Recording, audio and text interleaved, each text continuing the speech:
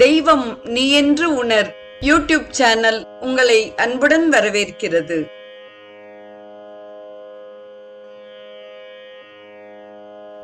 அன்பு உள்ளங்கள் அனைவருக்கும் ஒளிமயமான உற்சாகமான காலை வணக்கம்.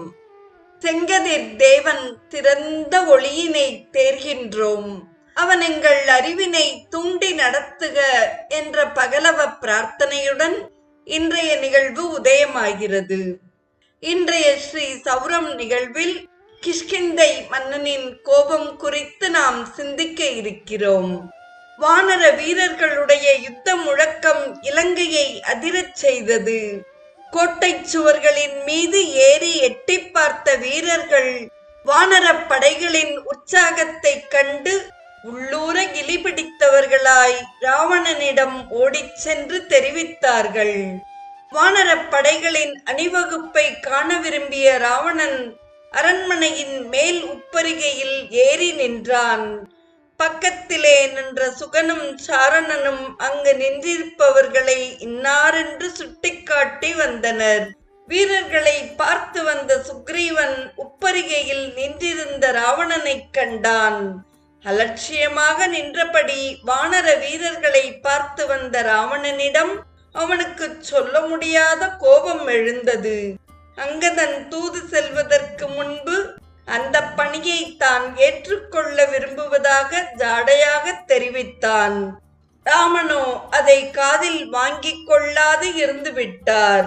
ராவணனை கதிகலங்க அடிக்க வேண்டும் என்று தான் எண்ணியது நிறைவேறாது போய்விட்டதில் அவனுக்கு சொல்ல முடியாத வருத்தம்.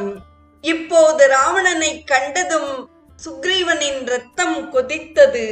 4 பக்கங்களிலும் வானர வீரர்களால் சூழப்பட்டு திரை வைக்கப்பட்டது போல் இருக்கும் அந்த நிலையிலும் அவன் ஆணவம் குறையவில்லையே என்று உள்ளம் குமுறினான். அவ்வளவுதான். அடுத்த க்ஷணம் அவன் விற்றென்று வானிலே எழுந்தான். இமைக்கும் நேர ராவணனின் முன்னே குதித்தான். அடே அற்பனே, அன்னையை கொண்டு வந்து விடாதிருக்கும் உன் ஆணவத்தை நொடியில் அழிக்கிறேன் பார் என்று கர்ஜித்துக் கொண்டே அவன் மார்பிலே முஷ்டியால் குத்தினான். இதை எதிர்பார்க்காத ராவணன் அந்த தாக்குதலால் நிலை குலைந்து தரையில் விழுந்தான். ஆயினும் சற்றைக்கெல்லாம் சமாளித்துக் கொண்டு எழுந்தான். சுக்ரீவன் அவன் மீது ஆக்ரோஷத்துடன் பாய்ந்தான். இருவரும் கட்டி புரண்டனர். முஷ்டிகளால் பயங்கரமாக மோதிக்கொண்டனர். பேரிடி போன்ற சுக்ரீவனுடைய குத்துக்களை தாங்க முடியாது தள்ளாடினான் ராவணன். உதவிக்கு ஆட்களை கூவி அழைத்தான்.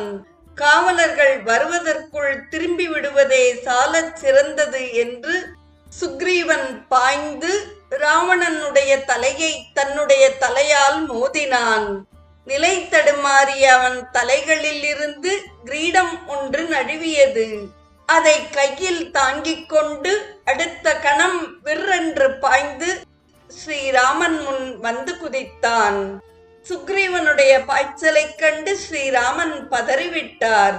தம்முடைய அனுமதியின்றி அவன் ஏன் ராவணனிடம் சென்றான் என்று கடிந்து கொண்டார். அவன் பத்திரமாக திரும்பி வர வேண்டுமே என தவித்தார். எவ்வித ஆபத்தும் இன்றி அவன் தம் முன்பு வந்து குதித்த பின்னரே ஸ்ரீராமருக்கு நிம்மதி ஏற்பட்டது. சுக்ரீவா, நீ ஏன் ராவணனிடம் சென்றாய்? என்னிடம் ஒரு வார்த்தை கேட்டாயா என்று கோபமாக கேட்டார். பிரபோ, என்னை மன்னித்து விடுங்கள். ஆணவத்தோடு அவன் நிற்பதை கண்டதும் என் உள்ளம் கொதித்தெழுந்தது. அவனை ஏதாகிலும் செய்தால்தான் என் மனம் அமைதியுறும் போல் இருந்தது. அதனால் தான் கிளம்பிவிட்டேன் என்றான் சுக்ரீவன். சுக்ரீவா, கிஷ்கிந்தையில் அனுமான் இலங்கையிலிருந்து திரும்பி வந்து அங்கு நடைபெற்ற விஷயத்தை விவரித்ததிலிருந்து உன் உள்ளம் குமுறுவதை நான் உணர்வேன். உன்னை நான் அனுப்பாதது உனக்கு பராக்கிரமம் இல்லை என்றோ, காரியத்தை முடித்து திரும்புவதில் அவநம்பிக்கை கொண்டோ இல்லை. உன் திறமை எனக்கு தெரியும். உன்னை இப்போதுதான் கிஷ்கிந்தைக்கு மன்னனாக நியமித்துள்ளேன். உனக்கு ஏதாயிலும் ஆபத்து ஏற்பட்டு உயிருக்கு ஹானி வந்துவிட்டால் என்னால் பொறுக்க முடியாது. உன்னை இழந்து சீதையை மீட்பதானால் எனக்கு மன நிம்மதி போய்விடும். உலகத்தோரின் அழியா பழிச்சொல்லுக்கு ஆளாகி விடுவேன்.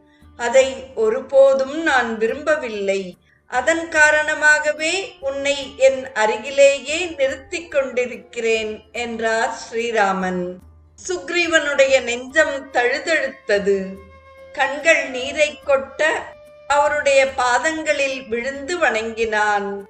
பிரபோ, தங்கள் கருணை உள்ளத்தை நான் முற்றிலும் அறிந்து கொள்ளாததால் இந்த தவறு நேர்ந்து விட்டது. ராமா, இனி தங்கள் உத்தரவின்றி நான் ஓரிடமும் செல்ல மாட்டேன்.